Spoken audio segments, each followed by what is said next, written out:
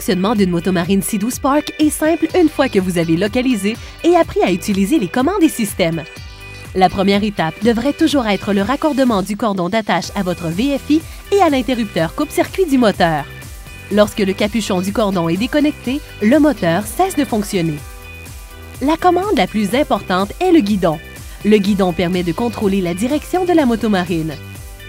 En marche avant, le fait de tourner le guidon vers la droite à tribord fait tourner la motomarine vers la droite et tourner le guidon vers la gauche dirige la motomarine à bâbord sur la gauche. Votre journée commence et se termine avec le bouton de démarrage et d'arrêt du moteur, lequel se situe sur le côté gauche du guidon et s'utilise d'une simple pression du pouce pour le démarrage comme pour l'arrêt.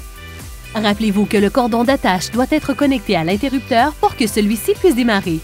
Le levier d'accélérateur est situé sur le côté droit du guidon et contrôle électroniquement la vitesse du moteur.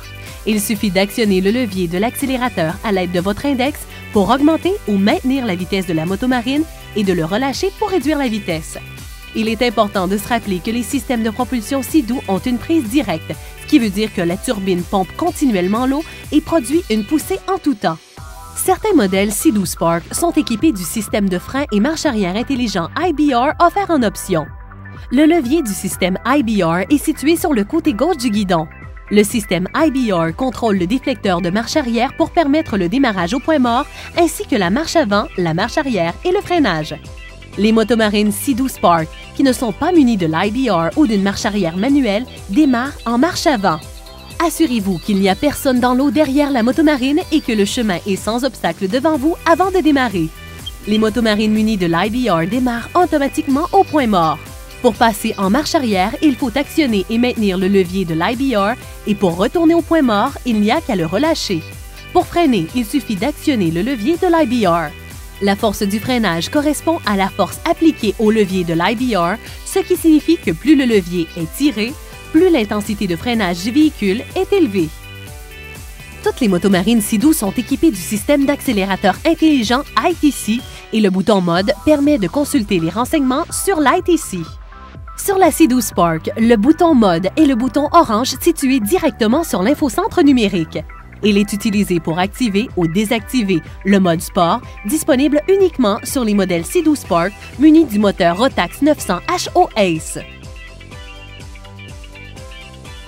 Le mode randonnée est le mode par défaut. Il offre une puissance d'accélération linéaire idéale pour se promener avec des passagers ou pour les randonnées.